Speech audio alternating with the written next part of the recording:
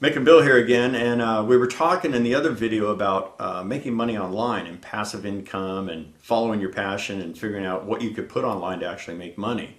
And we were talking about your guitar shop and how you had built up this business that was making over $1 million a year, but actually your profit, your net, you were only making about 40 grand, which is nothing to scoff at. I mean, he replaced a 9-to-5 job with an online store and then flipped the store and just became an affiliate of the store, which was pretty cool. Is there anything you want to add on to how that went and how you sold out that business? Well, I mean, the whole process was quite educational, to say the least.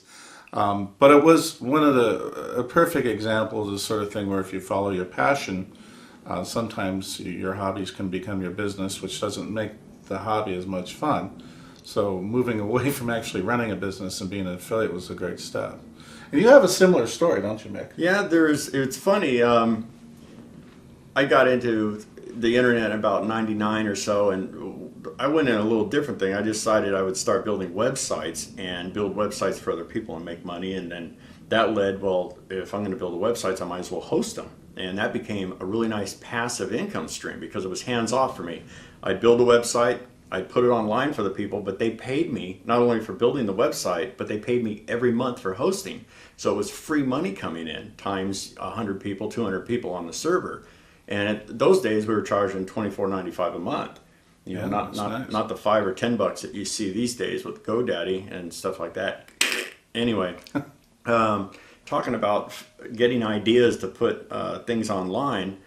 I was up in Idlewild, which is up in the local mountains here in San Diego, and we were hanging out for Thanksgiving, and we were bored out of our minds. My nephews are up there with my brother and myself, his two kids, and you can only do so much PlayStation, and you just start to burn out. We're looking for something to do outside. You know, you're up in the mountains, and it's really cool. So back in the day when you and I were kids, we'd build those Polish cannons out of like soup cans, right? Yep. And you tape like 8 soup cans together, cut the bottoms out, put some lighter fluid in there and a tennis ball, and light that thing, and boom, shoot a flaming tennis ball. Not such a good idea in the woods, especially up in Idlewild when you've got like a degree 3 of fire hazard or whatever it is up there, right? Yeah. So I started thinking, let's make a Polish cannon. So we do that, and we're shooting this tennis ball that's on fire into the woods, which isn't a great idea. But the problem was it wouldn't fire every time, and we're getting all sooty and dirty and greasy and gasoline stuff all over us. And I started thinking to myself, I'm like, this is a lot of fun, but there's got to be a better way. So I started researching air cannons and stuff online, and there's all these different people building them. And I decided to build one with pneumatic air. That you would just hook to a compressor, shoot, and it shot every time. No flammables, no mess, and it was consistent, and it was clean, and there was no fire hazard. So one cannon design led to 6 cannon designs, and I put them online, and long story short, I couldn't keep up with the orders.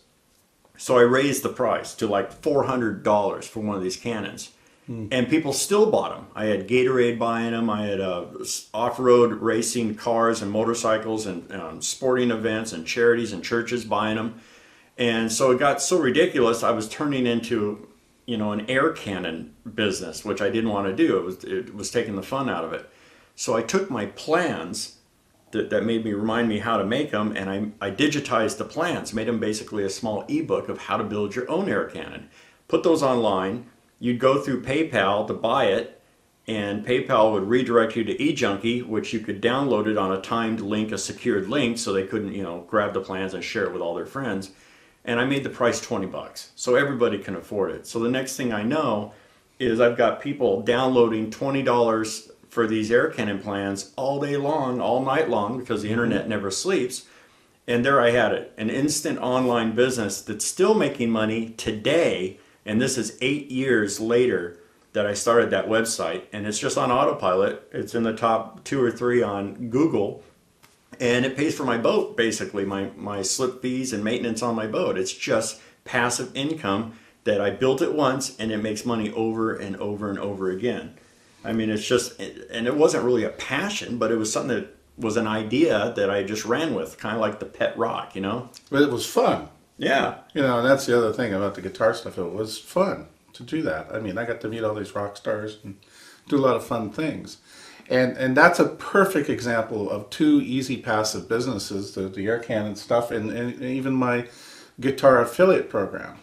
But it continues to evolve nowadays. You're also looking at things like making money off of advertising, which Right. is huge.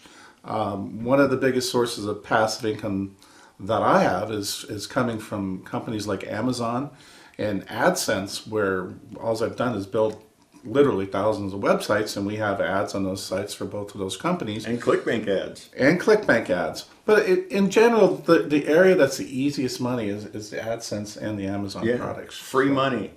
It is. I mean, you do the work once, and if you do it right, and using some of the techniques that used to work great, that are still functional, still work, you can generate enough traffic to generate enough clicks on ads to make a very, very nice income. Yeah, and look at the upfront cost. You're talking about an investment of $10 for a domain name, maybe $5 for a domain name, right? Yeah. Hosting, for if you buy it in a year in advance or 2 years in advance, it's like $5 a month.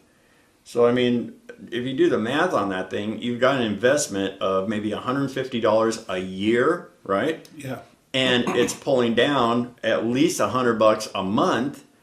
I mean, if you want to make more money than $100 a month, build another website. Now you have $200 a month. You want more than that, build another website. Now you have $300 a month. So you got to figure it's a super, super low risk, easy way to get online and make a ton of cash. And it works. In our case, we started building so many sites that we started focusing on creating software applications that would allow us to build these sites in mass quantities. And So how many sites do you have? I can't even tell you. Like 1,000? Thousands, yeah, they're well over 1,000 sites. Jeez, so if you had 1,000 sites making $1 a day, Yeah, I mean 30,000 a month. That's 30 grand a month. That's crazy. All of my passive income goes into my son's trust. I have a disabled child, so passive income takes care of my son. That's awesome. And what a wonderful thing. I don't really have to do much but maintain the website, the hosting, and just make sure that there's nothing going wrong with these sites, which I outsource. You don't even really need to maintain the site. All you have to do is once a year when that hosting and domain bill come due, you pay it. Yeah. And then it just keeps giving you free money. It's the hosting. My biggest single cost in the passive income is actually domain fees, domain names. I buy so many of them that I'm a reseller for GoDaddy, so I actually make money on domain names now, Right. because I sell them as well as buy my own. And I buy them at cost as opposed to buying them at retail. There's another passive income. And now not only are your domain names paying for themselves, but they're actually paying you extra money on top of them, Yes. as does everything else. Well, and a lot of my clients buy their domains through me, so I get a recurring income. more And- passive money. Yeah, it's kind of nice because it basically covers the cost of my domain costs just on the income that I'm making from clients who want to buy through me. So there's more food for thought. Hope you're enjoying the video, and if there's anything more that you want to know about this, just look us up online, and we'll talk to you next time.